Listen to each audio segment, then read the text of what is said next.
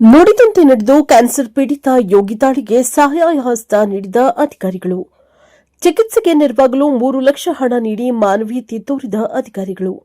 ಲವಲವಿಕೆಯಿಂದ ಆಟವಾಡುತ್ತಾ ಇದ್ದ ಯೋಗಿತಾ ಎಂಬ ಮುದ್ದು ಬಾಲಕಿಗೆ ಏಕಾಏಕಿ ಮೆದುಳು ನರವ್ಯೂಹಕ್ಕೆ ತಗುಲಿದ ಕ್ಯಾನ್ಸರ್ ಎಂಬ ಹೆಮ್ಮಾರಿ 4ನೇ ಹಂತ ತಲುಪಿ ನೋಡುತ್ತಲೇ ಕಳೆದ ಅಕ್ಟೋಬರ್ ತಿಂಗಳಲ್ಲಿ ಬಲಗೈ ಬಲಕಾಲು ಸ್ವಾಧೀನ ಕಳೆದುಕೊಂಡು ಚಿಕಿತ್ಸೆಗೆ ಪರದಾಡ್ತಾ ಇದ್ದ ಬಾಲಕಿಯ ಕುಟುಂಬಕ್ಕೆ ನೆರವಿನ ವಾಗ್ದಾನ ಮಾಡಿದ್ದ ತಾಲೂಕು ಆಡಳಿತ ಸೋಮವಾರ ತಾಲೂಕಾ ಕಚೇರಿ ಮತ್ತು ತಾಲೂಕಾ ಪಂಚಾಯಿತಿ ಸಿಬ್ಬಂದಿಗಳಿಂದ 3 ಲಕ್ಷ ರೂಪಾಯಿಗಳನ್ನು ಶಾಸಕ ಎಲ್ಸಾರ್ ಶ್ರೀನಿವಾಸ್ ಅವರ ಮೂಲಕ ಮಗುವಿಗೆ ಹಸ್ತಾಂತರಿಸಲಾಯಿತು.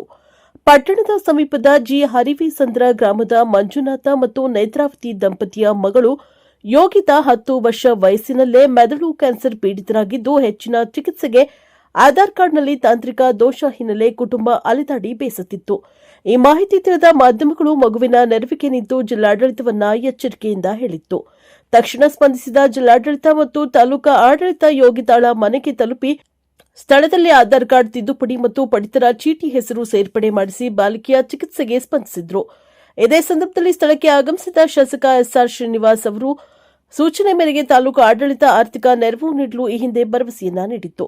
ಅದರಂತೆ ನುಡಿದಂತೆ ನಡೆದ ತಾಲೂಕಾ ಕಚೇರಿ ಸಿಬ್ಬಂದಿ ಹಾಗೂ ತಾಲೂಕಾ ಪಂಚಾಯತ್ ಸಿಬ್ಬಂದಿಗಳು ತಮ್ಮ ಸಹಾಯ ಹಸ್ತ ಚಾಚಿ ತಾಲೂಕಾ ಕಚೇರಿಯಿಂದ 2 ಲಕ್ಷ ಹಾಗೂ ತಾಲೂಕಾ ಪಂಚಾಯಿತಿ ಸಿಬ್ಬಂದಿಗಳಿಂದ 1.30 ಲಕ್ಷ ರೂಪಾಯಿಗಳನ್ನು ದೇಣಿಗೆ ರೂಪದಲ್ಲಿ ಸಂಗ್ರಹಿಸಿದ್ರು.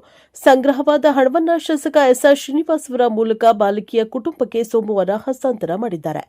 ಮಗುವಿನ ಜೊತೆ ಮಾತನಾಡಿದ ಶಾಸಕ ಎಸ್ಆರ್ ಶ್ರೀನಿವಾಸ್, ಬಾಲಕಿಯ ಆರೋಗ್ಯ ಸುಧಾರಣೆ ಕಾಣ್ತಾ ಇದೆ. ಚಿಕಿತ್ಸೆಯೂ ಕೂಡ ಇತ್ತೀಚೆಗೆ ಫಲಕಾರಿಯಾಗಿ ಕಾಣುತ್ತಿದೆ ಎಂದ ಅವರು ತನ್ನ ಸ್ವತಃ ಮಗುವಿನ ರೀತಿ ಭಾವಿಸಿ ಕೈಕಾಲುಗಳನ್ನು ಒತ್ತುವ ಮೂಲಕ ಮಗುವನ್ನ ಆರೈಕೆ ಮಾಡಿ ಚಿಕಿತ್ಸೆಗೆ ಮತ್ತಷ್ಟು ಸಹಾಯ ಮಾಡುವ ಭರವಸೆಯನ್ನ ನೀಡಿದ್ರು. ಈ ಸಂದರ್ಭದಲ್ಲಿ ತಹಶೀಲ್ದಾರ್ ಆರತಿ ಬಿ, ತಾಲೂಕಾ ಪಂಚಾಯತ್ ಇಒ ರಂಗನಾಥ್, ಪಟ್ಟಣ ಪಂಚಾಯಿತಿ ಮುಖ್ಯಾಧಿಕಾರಿ ಮಂಜುಳಾದೇವಿ, ಉಪ ತಹಶೀಲ್ದಾರ್ ನಾಗಭೂಷಣ್, ಕಂದಾಯ ನಿರೀಕ್ಷಕ ಗುರುಪ್ರಸಾದ್ ಇತರರು ಹಾಜರಿದ್ದರು. ಬ್ಯೂರೋ ರಿಪೋರ್ಟ್, ಪ್ರಜಾಪವರ್ ಟಿವಿ, ಗುಬ್ಬಿ.